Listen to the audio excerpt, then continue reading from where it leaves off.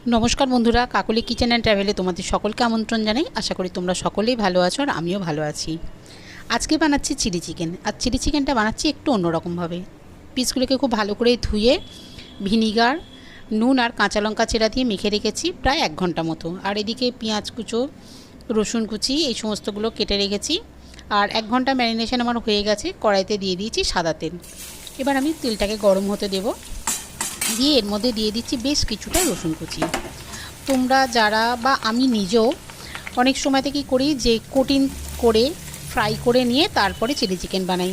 তবে তোমাদেরকে বলবো বন্ধুরা, তোমরা একবার এইভাবে বানিয়ে দেখো, স্বাদের তো কোনো হেরফের হবেই না এবং খুব ভালো হবে খেতে।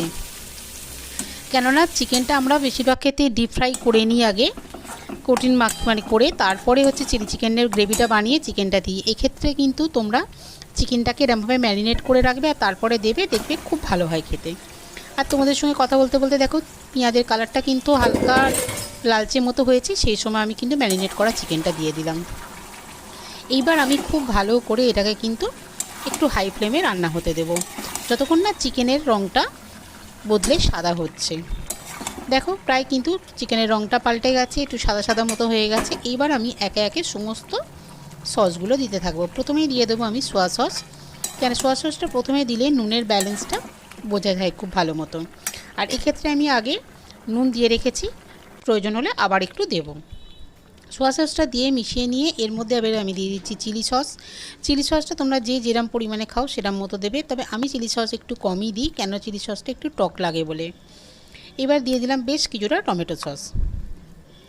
এইবার 3 রকম সস দেওয়ার পরে খুব ভালো করে আমি চিকেনটাকে রান্না হতে দেবো মাঝারি আঁচে।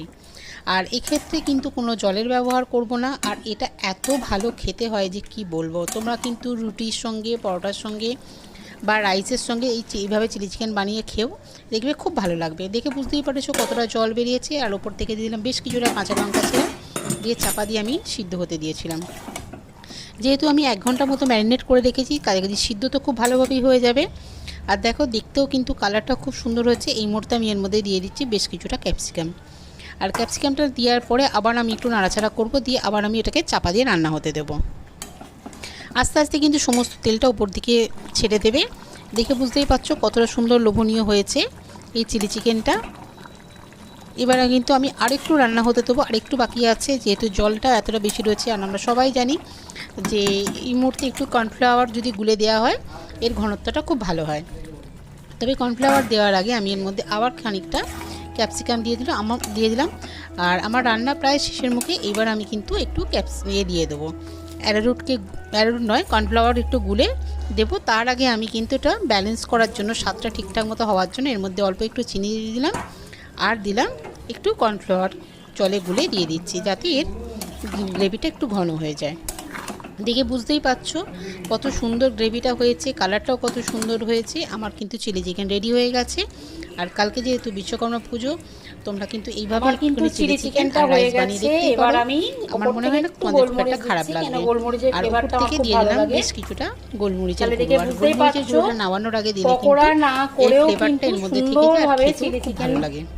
বানানো যায় আর টেস্ট দেরি না করে কালকে বিশ্বকর্মা পুজোর জন্য তোমরা প্রিপারেশন নিয়ে নাও এইভাবে চিলি চিকেন বানানোর জন্য। খুব ভালো লাগবে। আর ভিডিওটা যদি ভালো লেগে থাকে তাহলে একটা লাইক শেয়ার বানাই নিজেদের খাওয়ার জন্য করবে। আর আমার পরিবারের নতুন বন্ধু, পুরনো বন্ধু, তোমাদের সকলকে অনেক অনেক ভালোবাসা আমাকে এইভাবে পাশে থাকার জন্য, আমাকে এগিয়ে নিয়ে যাওয়ার জন্য। আর আমার চ্যানেলটা সাবস্ক্রাইব করে আমার পাশে থাকো।